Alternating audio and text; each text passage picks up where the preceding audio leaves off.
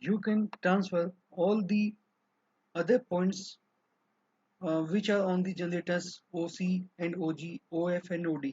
You can transfer it on the true generator, and you can measure the distance from the point O, and you can mark on the generators OC, OD, OF, OE, OG. So after getting all the points, you have to join these points with the help of French curve, because it will uh, because it will not because it is a curve. Your cone is a curve, and all these points is on the curved surface. In the previous problems, the points were on the flat surfaces. Because of that, you were joining those points with the help of a straight line. But here, these points which are cut by the section planes are on the curved surface, and they will uh, uh, you cannot join them with the help of a straight line. You have to join them with the help of French curve, and after joining that, this these points will give you the curved surface, not the straight line.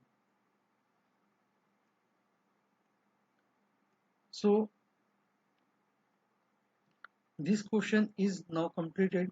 So in the next question, it is given that draw the position of a cone resting on the ground, on its base, and show on them the shortest path by which a point P, starting from a point on the circumference of the base and moving around the cone, will return to the same point.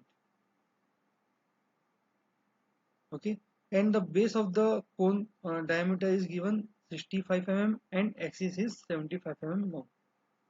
So first you have to draw the front view and top view of the cone,